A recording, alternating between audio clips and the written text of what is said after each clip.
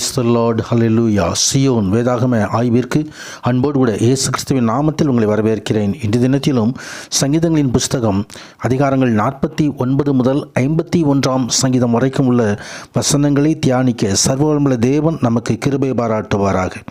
49வது சங்கீதத்திலே சங்கீதக்காரர், ஜனங்களே நீங்கள் எல்லோரும் இதை கேளுங்கள் என்று சொல்லி இதோ இந்த ஞானமான சில காரியங்களை தெரியப்படுத்துகிறதை குறித்து பார்க்கிறோம். இந்த காரியம் என்ன என்று சொன்னால் அது ஆத்தும மீட்பு. ஆத்தும மீட்பு மிகவும் அருமையாயிருக்கிறது. அது ஒருபோதும் முடியாது. ஆம், செல்வத்தை கொண்டு அதை மீட்கும் பொருளாக தேவனுக்கு நாம் செலுத்தி ஆத்ம மீட்பை பெற்றுக்கொள்ள முடியாது.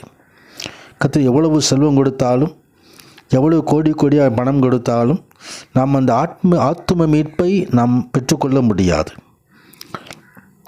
எவ்வளவு ஞானம் இருந்தாலும் இந்த ஆத்தும மீட்பை நாம் பெற்றுக்கொள்ள முடியாது.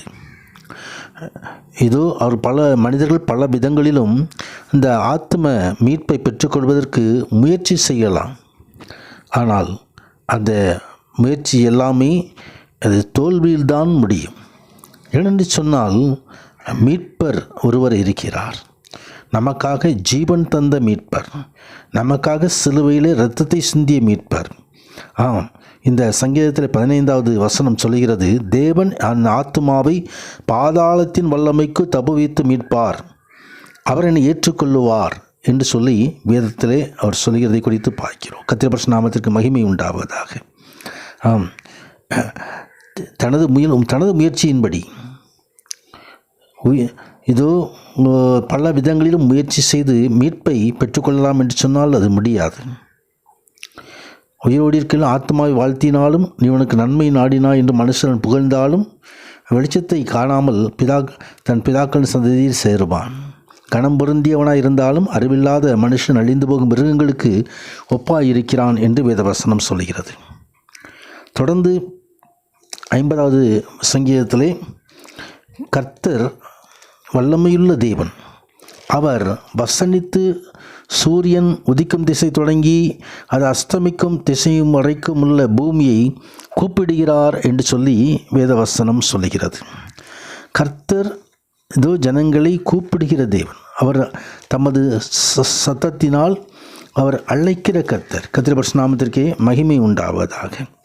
ஆம், அது கர்த்தருடைய வார்த்தை, அது குறைவற்றது. அந்த வார்த்தை, கர்த்தருடைய வார்த்தை மனிதனை உயிர்ப்பிக்கிற வார்த்தை. அது நமது ஆத்மாவுக்கு ஜீவனும் ஆவியுமாய் இருக்கிறது. அந்த வார்த்தை இந்த பூமிக்கு உண்டு.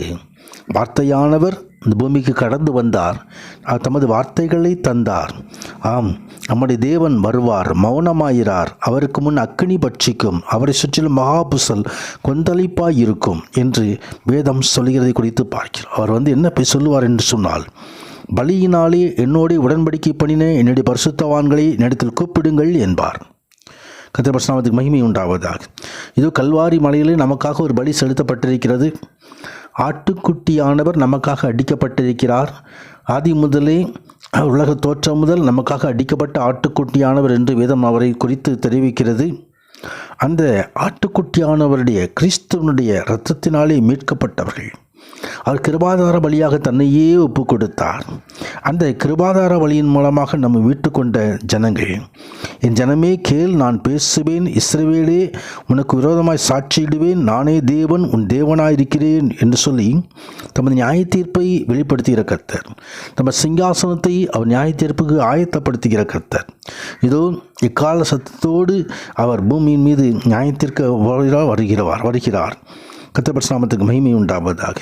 ஆம், நம்மோடு பேசுகிற கர்த்தர் நமது வார்த்தையும் அவர் கேட்க அவர் ஆவலாய் இருக்கிறார். ஆபத்து காலத்தில் என்னை நோக்கி கூப்பிடு, நான் உன்னை விடுவிப்பேன், நீ என்னை மகிமைப்படுத்துவாய். ஆண்டவருக்கு ஸ்தோத்திர பலியிட்டு உன்னதமானவருக்கு வர்த்தனைகள் செலுத்தி தேவனை நோக்கி கூப்பிடும் பொழுது அவர் நமக்கு பதில் தருகிறார். தம்மை நோக்கி கூப்பிடுகிற யாவருக்கும் உண்மையாய் தம்மை நோக்கி கூப்பிடுகிற யாவருக்கும் சமீபமாய் வெளியிற கர்த்தர் என்று சொல்லி வேதவசனம் சொல்லுகிறது. கர்த்தருடைய பரிசுத்த நாமத்துக்கு மகிமை உண்டாவதாக. ஆம், கர்த்தருடைய வார்த்தையை நாம் பற்றிக்கொள்வோம். கர்த்தருடைய சமூகத்திலே நாம் எப்பொழுதும் அவருக்கு ஸ்தோத்திர பலிகளை செலுத்துவோம். ஸ்தோத்திர பலி இடுகிறவன் என்னை மகிமைப்படுத்துகிறான், தன் வழியை சபைப்படுத்துகிறவனுக்கு தேவனுடைய ரட்சிப்பை வெளிப்படுத்துவேன் என்று சொல்லுகிறார் என்று சொல்கிற ஒரு வாக்கு தத்துவத்தை ஆண்டவர் இந்த சங்கீதத்தின் கடைசி வசனத்தில் நமக்கு தந்திருக்கிறார்.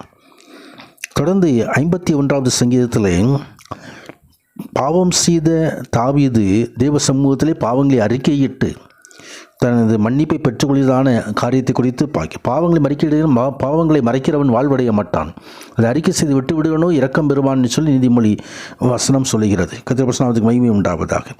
இதோ தேவ சமூகத்தில் ஈசோப்பினால் என்னை சுத்திகரியும் என்று சொல்லி அன்றைய சமூகத்தில் தன்னை தாழ்த்தி விண்ணப்பத்தை ஏறெடுக்கிற தாவீதுக்கு பாவ மன்னிப்பு அருளப்பட்டது. அது தேவன் இன்றைக்கும் நமது இரத்தத்தை சிந்தி நமக்காக மீட்டு கொண்டவர், நமது இரட்சிப்புக்காக தன்னையே ஒப்பு கொடுத்தவர். இன்றைக்கும் நமது பாவங்களை மன்னித்து நம்மை நித்திய வாழ்வுக்கு, நித்திய ராஜ்யத்துக்கு அவர் நம்மை பங்குதாரராக்கிறார். அவருடைய உன்னத தேவனை பற்றிக்கொள்வோம். கர்த்தர் பரிசுத்த நாமம் மகிமைப்படுவதாக. ஆமீன், ஆமீன்.